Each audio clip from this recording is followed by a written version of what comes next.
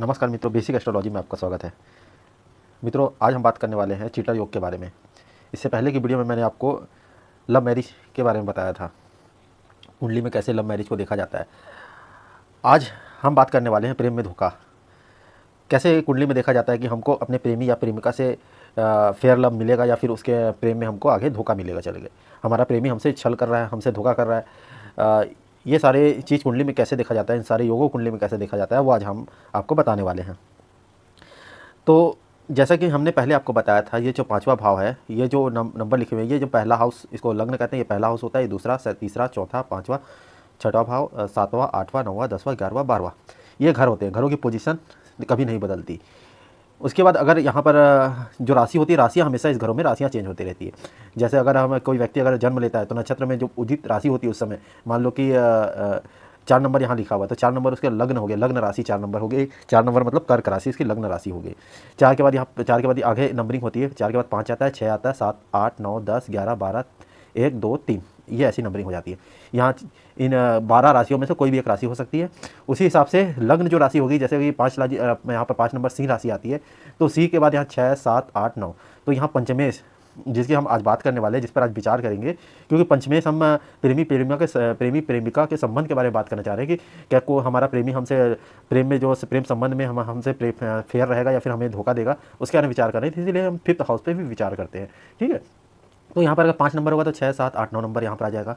इसी प्रकार यहाँ जो भी नंबर होगा उसी हिसाब से यहाँ पर एक नंबर आ जाएगा।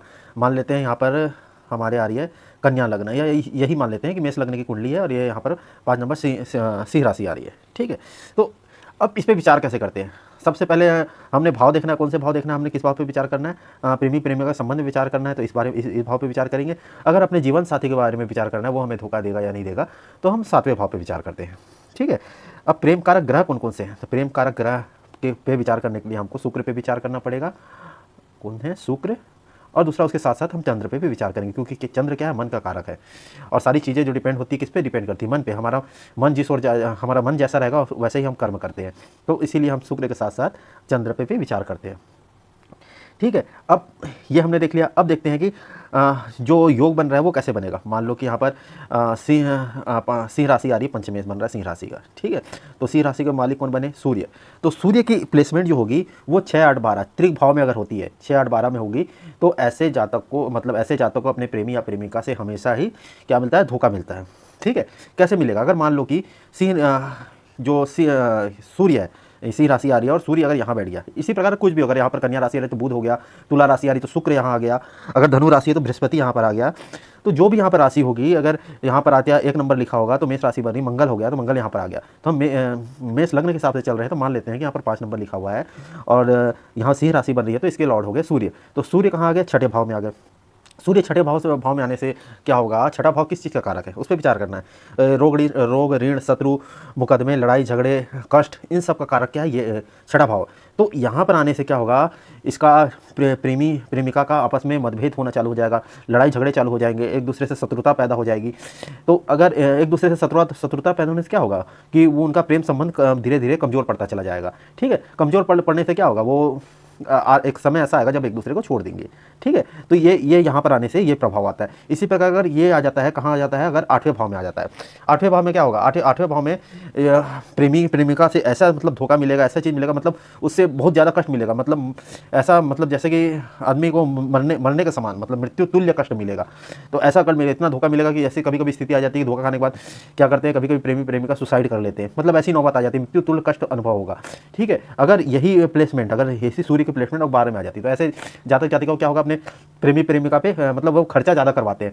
ठीक है, व्यय ज़्यादा करवाएंगे जातक जातिका पर, मतलब उनका जो प्रेम संबंध होगा वो पैसों पे टिका होगा। ठीक है, वो उनसे जो ज़्यादा से ज़्यादा खर्च करवाएंगे। ठीक है, तो मतलब ये जो होगा, मतलब भोग विलास, अगर क्योंकि ये भोग विलास मतलब मतलब हाउस भी माना जाता है, व्यय भाव हो गया, भोग विलास हो गया, काम वासना का भाव भी माना जाता है। तो क्या होगा? ये मतलब भोग विलास के साथ ही उस मतलब अपने प्रेमिका से जुड़ा होगा। अगर वो उसको मिलना बंद हो जाएगा तो वो उसका साथ छोड़ देगा। तो ये जो यहाँ ये 3 भाव में प्लेसमेंट अगर उस पंचमेश की हो जाती है तो ये परिणाम देखने को मिलते हैं। ठीक है, अब इसके बाद किस चीज़ पे विचार करेंगे कि यहाँ पे जो पंचमेश है, पंचमेश इसका संबंध किस ग्रह से बन रहा है। मान लो पंचमेश का संबंध अगर ये पंचमेश कहीं भी प्लेसमेंट हो और उसका संबंध राहु या केतु से बन रहा है, मान लो कि यहाँ पंचमेश सूर्य यहाँ हो गया, इसके साथ राहु या केतु हो गया, राहु या केतु का संबंध बना गया। राहु केतु खुद ही एक पापी ग्रह है, मतलब इनका कारक क्या है, धोखा देना, छल करना, कपट करना, ठीक है, और बुरे कामों में लिप्त रहना, ये सब कारक क्या है, राहु केतु के है। और यही इसके साथ संबंध बनने से पंचमेश का क्या होगा, प्रेमी के अंदर क्या होगा, धोखा की भावना आ गई। प्रेमी का मतलब व्यवहार भी मतलब समझ लो कि इस पे ही डिपेंड करता है, क्योंकि ये प्रेमी के साथ संबंध हो गया, जैसा मतलब संगत वैसे रंग, मतलब इसका रंग इस पे चढ़ेगा। तो मतलब मान लो कि ये समझ लो कि मतलब अगर कोई व्यक्ति है, अगर बुरी संगत में है, किसी दारू पीने वाला है या फिर चोरी चमारी करने वाले किसी व्यक्ति के साथ संबंध है, तो कुछ ना कुछ उस पर गुण आएंगे ही आएंगे। तो मतलब एक व्यक्ति को देखकर उसके मित्र का भी पहचान समाज में हो जाता है। तो समझ लीजिए वैसा ही है यहाँ पर राहु, अगर राहु इसके साथ है, तो ये समझने के लिए मैंने आपको बताया, राहु इसके साथ है तो क्या होगा, वैसा जो प्रेमी है, प्रेमिका है, वो हमेशा ही धोखा ही देगी, उससे 100% आपको धोखा ही मिलना है, आप ये समझ जाइए, ठीक है। और ये योग कहीं भी मिले, ये या फिर मतलब ये तो युति बना के बैठे, अगर यहाँ पर दृष्टि संबंध भी हो, एक दूसरे से दृष्टि हो, मान लो सूर्य यहाँ बैठा हो, राहु यहाँ बैठ के, राहु के तो यहाँ बैठ के दृष्टि संबंध बना रहे हो, या फिर राहु की 5वीं दृष्टि पड़ रही हो, राहु यहाँ बैठा हुआ, तो राहु यहाँ बैठा हुआ तो 1 2 3 4 5वीं दृष्टि यहाँ डाल रहा हो, ठीक है, या फिर इसमें अपनी कितनी 9वीं दृष्टि होती है, राहु की 9वीं दृष्टि डाल रहा हो, तो ऐसा अगर संबंध आपस में बन रहा है तो जरूर हो जाता को प्रेमी प्रेमिका से धोखा मिलेगा ही मिलेगा, ठीक है। अब उसके बाद क्या करते हैं, अब पंचमेश की, अगर ये हो गया, पंचमेश की स्थिति देख लेते हैं। पंचमेश में भी, पंचम भाव में भी कोई पाप ग्रह से ग्रसित है, यहाँ राहु केतु है, और या फिर और भी कोई पाप ग्रह है, तो जरूर वो जातक को संभवतः प्यार में धोखा मिलने की संभावना हमेशा बनी रहती है, ठीक है। तो ये हमने बता दिया पाप ग्रहों से जो जैसा संबंध बन रहा है उस हिसाब से हम विचार करते हैं, ठीक है। अब उसके बाद क्या करते हैं, पाप ग्रह हमने देख लिया, पंचमेश की स्थिति देख ली, अब शुक्र की स्थिति पे विचार करते हैं, ठीक है। क्योंकि देखो कभी भी अगर किसी प्रेमी प्रेमिका से संबंध हम स्थापित कर रहे हैं तो क्या होगा, उस प्रेमी का आचरण कैसा है, उस प्रेमी प्रेमिका का चरित्र कैसा है, क्योंकि अगर चरित्र अच्छा, चरित्रवान है, तब तो कोई दिक्कत परेशानी नहीं है। अगर उसके चरित्र में कहीं ना कहीं शंका है तो हम उनसे धोखा मिलने की संभावना भी बढ़ जाती है, ठीक है। तो इसके लिए हम किस चीज़ पे विचार करते हैं, हम शुक्र पे विचार करते हैं, ठीक है। अगर इसके लिए हम क्या करते हैं, ये जो विचार मैं बता रहा हूँ, अगर आपके पास प्रेमी प्रेमिका की कुंडली, आपकी कुंडली अगर आपके पास मिल जाती है तो उस चीज़ में विचार किया जाता है। अगर उनका शुक्र अगर 12वें भाव में आ जाता है, चौथे भाव में आ जाता है, तो क्योंकि 12वें भाव में शुक्र आने से क्या होगा, धन वैभव तो मिलेगा, शुक्र वहाँ उच्च का होता है, वहाँ अच्छा भी माना गया है, क्योंकि वहाँ वो कामना का घर है, वो वासना का घर है, वो एक कहना चाहिए बिस्तर के सुख का भी हाउस है। तो ये क्या होगा, शुक्र वहाँ बैठने से काम वासना की वृद्धि कर देता है, ठीक है। काम वासना की वृद्धि करने से ऐसे व्यक्ति में मतलब एक से अधिक लोगों से संबंध भी ऐसे व्यक्ति का बन सकता है। ऐसे व्यक्ति के चरित्र में हमेशा ही कहीं ना कहीं शंका बनी रहती है, ठीक है। दूसरा, शुक्र का स्थिति अगर यहाँ होती है, शुक्र यहाँ भी दिग्बली होता है, परंतु दिग्बली होने से क्या है, यहाँ पे कभी ना कभी स्त्री तरफ से कहीं ना कहीं दाग लक्षण उसको हमेशा लगने की संभावना बनी रहती है, उसके मतलब बदनामी की संभावना हमेशा यहाँ पर बनी रहती है। और बदनामी कब होगी, जब क्या होगा, यहाँ पर जो पुरुष होगा वो किसी ना किसी तरह से स्त्री वर्ष से जुड़ा होगा, ठीक है। तो ये 2 प्लेसमेंट शुक्र की देख लिया। और दूसरा, इस शुक्र के साथ अगर राहु और केतु का संबंध भी बन जाता है, शुक्र के साथ राहु केतु का संबंध बनने से भी क्या होगा, ये एक प्रकार से व्यभिचारी योग इसको कहते हैं, ठीक है। क्योंकि शुक्र के साथ राहु केतु का संबंध बनने से क्या है, ये जो व्यक्ति है ये क्या होगा, अपनी इच्छा की पूर्ति के लिए ये गलत तरीके भी अपना सकता है, ठीक है। एक से अधिक मतलब एक से अधिक स्त्रियों से या पुरुषों से संबंध हो सकता है इस व्यक्ति का, ठीक है। या फिर ये क्या करेगा, कुछ गलत तरीक़ों से अपनी मतलब वासना को पूर्ति कर सकता है, ठीक है। अब दूसरी चीज़ क्या देखते हैं, दूसरी चीज़ देखते हैं हम, इसी शुक्र का संबंध अगर मंगल से बन जाता है, मान लो कि यहाँ शुक्र हो गया, ये यहीं बैठ गया, शुक्र बैठ गया यहाँ पे, साथ में मंगल भी बैठ गया, तो ऐसा व्यक्ति क्या होगा, अपनी इच्छा को पूर्ति करने के लिए, अपनी वासना को पूर्ति करने के लिए क्या होगा, किसी भी हद तक मतलब इसके लिए कोई बाउंडेशन नहीं है कि कोई भी हद तक क्या हो, तरीका कितना भी गलत हो, कैसे भी चीज़ें हो, वो उस हद को पार करके अपनी इच्छा की पूर्ति जरूर करता है, ठीक है। तो ये कुछ योग हो गए शुक्र के साथ बनने वाले। और ये चाहे प्लेसमेंट कहीं भी हो, ये प्लेसमेंट शुक्र के साथ पाप ग्रह के कहीं भी हो, ये ऐसे व्यक्ति या स्त्री या पुरुष को हम एक प्रकार से व्यभिचारी कह सकते हैं, ठीक है। अब दूसरी चीज़ें क्या देखते हैं, हमने शुक्र की प्लेसमेंट देख ली, शुक्र के साथ पाप ग्रहों की युति जैसे बन रही है उस पर विचार कर लिया। अब तीसरा, चंद्र पे विचार करते हैं। चंद्र पे क्या विचार करेंगे, चंद्र को अगर देखना होगा तो चंद्र की प्लेसमेंट देखते हैं। चंद्र की प्लेसमेंट कहाँ पे है, चंद्र पे अगर चंद्र की प्लेसमेंट मान लो कि 6 8 12 में चली जाती है और उस पर पाप ग्रहों का प्रभाव आ जाता है, तो ऐसा व्यक्ति क्या होगा, ऐसे व्यक्ति पे मतलब उसका मन अस्थिर रहता है, मन उसका स्थिर नहीं रहता, उसमें ऐसे व्यक्ति की संभावना बढ़ जाती है कि वो क्या करेगा, मतलब एक स्थिरता उसके जीवन में नहीं आती, एक प्रेम में स्थिरता नहीं ला पाता वो, उसके संबंध एक से अधिक बनने की संभावना बनी रहती है। ठीक है, जैसे अब इस चीज़ में एक चीज़ और मैं आपको ऐड करना चाहूँगा, जैसे कि चंद्र आपकी चर राशि में है, चंद्र किस में है, चर राशि में। ठीक है, इसकी प्लेसमेंट चर, अचर और द्विस्वभाव होता है, चर, अचर और द्विस्वभाव राशि होती है। ठीक है, द्विस्वभाव राशि, चर, अचर, द्विस्वभाव राशि होती है। चर राशि किसको बोलते हैं, एक, इसको काउंटिंग ऐसे कर दो, 1 2 3 4 5 6 7 8 9 10 11 12, तो ये जो राशियाँ हो गई 1 4 7 10, ये राशियाँ चर राशि कहलाती है। ठीक है, तो इन राशियों में अगर चंद्रमा है तो उनका मन बहुत जल्दी बदल जाता है। मतलब कहने का मतलब है कि अगर एक किसी पे प्रेम आया तो हो सकता है उनको कोई और चीज़, कोई और स्त्री या पुरुष पसंद आ गया, तो हो सकता है वो उस स्त्री पुरुष पे भी उनका मतलब मन आ सकता है। ठीक है, और अचर स्वभाव वो होता है जो किसी एक चीज़ पर एक मतलब इनके अंदर दृढ़ इच्छा शक्ति होती है। मतलब एक चीज़ पर अगर ये अड़ गए, मतलब अगर किसी एक स्त्री पुरुष से इन्होंने प्रेम कर लिया तो वो मतलब उनका प्रेम अड़िग रहेगा, वो उस पर प्रेम करेंगे, उसका प्रेम संबंध बहुत आसानी से मतलब खत्म होने वाला नहीं है। ऐसे व्यक्ति ही होते हैं कभी मतलब आजीवन किसी से प्रेम करते हैं, तो अगर उससे विवाह हो ना हो तो फिर भी आजीवन उनसे प्रेम करते रहते हैं। कभी कभी वो किसी दूसरे से स्त्री पुरुष से विवाह भी नहीं करते हैं। ऐसे यही अचर स्वभाव, अचर राशि वाले चंद्र अचर राशि में होता है, वो इसी स्वभाव के व्यक्ति होते हैं। ठीक है, द्विस्वभाव में ये चर अचर दोनों के गुण आ जाते हैं। मतलब कहने का मतलब है कि उनमें एक स्थिरता भी रहती है और अस्थिरता भी रहती है ना। तो वो क्या है, वो उतने जल्दी मन को परिवर्तन नहीं करते हैं। ठीक है, और मतलब उनका बहुत जल्दी परिवर्तन नहीं करता, और बहुत ज़्यादा हद से ज़्यादा फोर्स करने पर, एक विपरीत परिस्थिति आने पर वो क्या करते हैं, परिवर्तन भी कर लेते हैं। कहने का मतलब जैसे कि वो मतलब अपने प्रेमिका से मतलब एक उनका अच्छा संबंध हो गया, प्रेम संबंध हो गया, परंतु घर वालों ने दबाव आना, मतलब होता है ना फिल्मों में करते थे कि तू घर की दहलीज लांग देगी तो अपने बाप को मरा हुआ मुँह देखेगी, ऐसा कुछ डायलॉग होता है ना। तो वही समझ लीजिए, वैसा ही अगर ऐसी कोई परिस्थिति अगर उसके इस जातक, इस द्विस्वभाव राशि वाले जातक में अगर ऐसी कोई परिस्थिति आती है तो अपना मन बदल भी लेते हैं। ठीक है, तो हाँ, और तो ये चीज़ मैंने बता दी कि अपने प्रेमी प्रेमिका का जो देखने की कुंडली, उसमें क्या देखना है, शुक्र की प्लेसमेंट और चंद्र की प्लेसमेंट देख के हम उनके मतलब चरित्र के बारे में पता लगा सकते हैं। और जो अपनी कुंडली है उसमें हम 5th हाउस की प्लेसमेंट देखते हैं और उनका पाप ग्रहों से क्या संबंध बन रहा है वो देखते हैं। ठीक है, और इस भाव में कौन कौन से पाप ग्रह हैं वो देख के हम पता लगा सकते हैं कि मतलब हमें जो प्रेमी प्रेमिका से धोखा मिलेगा या नहीं मिलेगा। ठीक है, और एक चीज़ और बताना चाहूँगा, अगर यहाँ पर एक पाप ग्रह है तो हमें एक बार धोखा मिलेगा।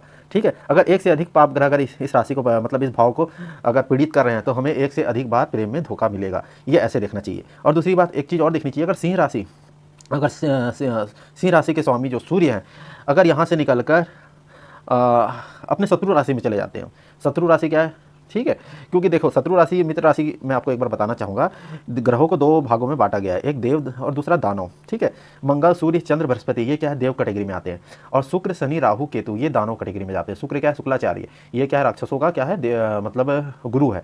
ठीक है, तो ये दानव कैटेगरी में आते हैं। और ये जो देव और दानव की दुश्मनी आप जो जानते हो, देव दानव की दुश्मनी होगी, तो ये इस ग्रुप से दुश्मनी है। ठीक है, ये एक दूसरे के शत्रु कहलाएंगे। बुध क्या है, समग्रह है। ठीक है, समग्रह नहीं, मतलब कहने का मतलब है बुध की इस पार्ट से तो मित्रता है ही है, परंतु इस पार्ट में जो देव है उनसे भी क्या होगा, सूर्य और बृहस्पति से इनकी मित्रता है, और क्या होगा, मंगल और चंद्र से क्या होगा, इसकी क्या है, शत्रुता है। ये जो एरो लगा हुआ है दोनों साइड, ये मतलब ये क्या करते हैं, ये शत्रुता को बता रहे हैं, और ये क्या हो गया, मित्रता को बता रहे हैं। ठीक है, तो इनसे क्या होगा, इनकी मित्रता। तो हम तो क्या देख रहे थे कि सूर्य अगर अपने मित्र राशि में बैठा हुआ है तब तो अच्छा शुभ फल देगा। ठीक है, अगर ये शत्रु राशि में आ जाता है, शत्रु राशि में कहने का मतलब है कि मान लो कि यहाँ देख रहे हैं आप, सूर्य का शत्रु कौन है, सूर्य का शत्रु शुक्र शनि राहु केतु। तो राहु केतु को तो कोई ऐसी मतलब भाव मिला नहीं है, परंतु यहाँ पर शुक्र और शनि को मिला हुआ है। तो शुक्र शनि का देख लेते हैं। मान लें कि यहाँ पर अगर ये सूर्य जाकर 7 नंबर में बैठ गया, 7 नंबर इसके शत्रु की राशि है, किसकी राशि, शुक्र की राशि है, तो यहाँ पर बैठने से ये संभावना बनी रहती है कि ये जातक मतलब ये जो प्रेमी प्रेमिका है ये धोखा दे सकता है। ठीक है, उसी प्रकार अगर ये सिंह जाके कहाँ बैठ गया, शनि की राशि में बैठ गया, 10 नंबर बैठ गया, 11 नंबर बैठ गया, अगर यहाँ बैठ गया तो ये भी शत्रु राशि, तो ये भी संभावना इसमें भी संभावना बनी रहती है कि ये जो प्रेमी प्रेमिका है वो धोखा दे सकता है। ठीक है, और दूसरी बात, अगर ये सिंह राशि, अगर ये सूर्य अपनी नीच की राशि में चला गया तो भी ये संभावना, तो भी जातक जातिका को प्रेमी प्रेमिका से हमेशा धोखा ही मिलेगा। नीच राशि कौन सी हुई, सूर्य की नीच राशि। सूर्य हमेशा 1 नंबर में उच्च का होता है, मैंने यहाँ पर लिख भी रखा है। सूर्य क्या होगा, ये जो पहले नंबर लिखी हुई है सब में, ये उच्च की राशि होगी, और दूसरे नंबर पे जो लिखी हुई है नीच की राशि होगी।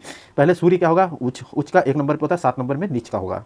ठीक है। 7 नंबर किसकी होगी, ये मेष होगी, दूसरी तुला होगी, ठीक है। नंबर दिया हुआ, नंबर से आप देख सकते हैं कौन सी राशि किसके सामने आ रही है, ठीक है। कर्क राशि चंद्र की होती है। चंद्र क्या होगा, 2 नंबर पे क्या होगा, उच्च का होगा। 8 नंबर वृश्चिक राशि में क्या होगा, नीच का होगा। और हमको देखना है कन्या राशि का वो लॉर्ड कौन हो गया, बुध। बुध क्या होगा, 6 नंबर पे उच्च का होता है और 12 नंबर पे नीच का होता है। शुक्र क्या होगा, 12 नंबर पे उच्च का होगा, 6 नंबर पे कन्या पे क्या होगा, नीच का होगा, ठीक है। मंगल का देखना है, मंगल 10 नंबर पे क्या होगा, उच्च का होता है, 4 नंबर पे कर्क राशि पे नीच का होता है। बृहस्पति कर्क पे क्या होता है, ये उच्च का होता है और 10 नंबर पे क्या होता है, ये मकर राशि पे क्या होता है, नीच का होता है। शनि 7 नंबर पे तुला पे क्या होता है, उच्च का होता है और 1 नंबर मेष राशि पे क्या होगा, नीच का होता है। तो जब जब यहाँ पर आने वाली जो ग्रह है, जो राशि है, उसके लॉर्ड जो ग्रह है, वो अगर अपने नीच राशि पे चले जाती है तो क्या होगा, वैसा जातक जातिका को हमेशा अपने प्रेमी से धोखा मिलता है, ठीक है। तो क्या चीज़ देखा, अब इस चीज़ में हमने क्या देखा कि कैसे हम कुंडली में पता लगा सकते हैं कि हमें अपने प्रेमी या प्रेमिका से धोखा मिलेगा, ठीक है। तो मैं आशा करता हूं कि आप ये वीडियो देख के जरूर ये पता लगा सकते हैं कि आपकी कुंडली में, मतलब आपने कई बार आप कमेंट करते हैं और अपनी प्रेम विवाह के बारे में पता करते हमें हमसे पूछते हैं कि हमारा प्रेम विवाह होगा कि नहीं होगा। तो पहले कुछ वीडियो मैंने डाली थी और ये जो वीडियो मैंने डाली है, इन दोनों को एक बार आप कंटिन्यू उसको देखने के बाद इसको देख लें, उसके बाद अपनी कुंडली का एनालिसिस करें। तो मुझे नहीं लगता कि आपको किसी से पूछने की ज़रूरत होगी, आप खुद ही अपनी कुंडली का एनालिसिस करके समझ जाएंगे कि हमें सक्सेसफुल प्रेम विवाह होगा या नहीं होगा। क्योंकि कई बार होता है कि ये दोनों की युति तो बन रही है, पर मैंने कुछ योग इसमें बनाया, कुछ पाप ग्रह का उसमें दृष्टि संबंध बनता है, तो वो दृष्टि संबंध क्या है, उस योग को खराब कर देता है। मतलब जो इन दोनों का संबंध तो बन रहा है, परंतु क्या होता है, कभी कभी ऐसा होता है कि विवाह होने के योग ही नहीं बनते। मैंने बता दिया कि प्रेम विवाह हो रहा है, पर एक दूसरे का प्रेम संबंध तो बन रहा है, आपने देख लिया कि हाँ दोनों की युति तो बन रही है, परंतु क्या होगा, आपका विवाह के योग ही नहीं बन रहे, ठीक है। विवाह के योग बन रहे तो बहुत कम बन रहे हैं, मतलब उसमें जब तक कुछ ना कुछ उपाय नहीं करेंगे तो विवाह के मतलब योग नहीं बनेंगे। कभी कभी ऐसी ऐसी कुंडली मेरे पास आती है कि उसमें विवाह के योग ही नहीं बन रहे। अब वो जातक बोल रहे हैं कि भाई मेरे तो दोनों का संबंध बना हुआ है, आपने बताया था, और आप बोल रहे हैं कि मतलब सक्सेसफुल नहीं होगा। तो ये चीज़, कुछ चीज़ें ऐसी होती है कुंडली में, कुछ बारीकी चीज़ें ऐसी होती है जिसे हम देखना पड़ता है और सारे पहलू पर हमको विचार करना होता है। क्योंकि एक वीडियो में मैं सारी चीज़ें आपको बता नहीं सकता, अलग अलग कुछ पार्ट लेके आके छोटी छोटी हर टॉपिक को अलग अलग टॉपिक लेके समझाना पड़ता है, तो ताकि आपको अच्छे से समझ आ जाए। अगर एक वीडियो में हम लेके सारी चीज़ों को बैठे तो वीडियो बहुत लंबी हो जाएगी और आपको मतलब उसमें देखने में भी बहुत ज़्यादा बोरियत महसूस होगा, ठीक है। तो आशा करता हूँ कि आज की वीडियो आपको समझ में आ गई होगी, ठीक है। तो अगर आपको ये वीडियो अच्छी लगी हो तो आप मेरे वीडियो को ज़रूर लाइक करें, सब्सक्राइब करें, ठीक, और शेयर करें अपने मित्रों को, ताकि उनको भी कुछ जानकारियाँ मिलती रहे और आपको आने वाली वीडियो की नोटिफिकेशन मिलते रहे। इसके लिए आप बेल आइकन को ज़रूर दबाएँ, ठीक है। आपके लाइक करने से हमारा भी हौसला बढ़ेगा, हम अच्छे से अच्छे आपको वीडियो लेके आते रहेंगे। तो हमारे उत्साहवर्धन करने के लिए आप लाइक ज़रूर करें, ठीक है। धन्यवाद, मिलते हैं अगले वीडियो पे।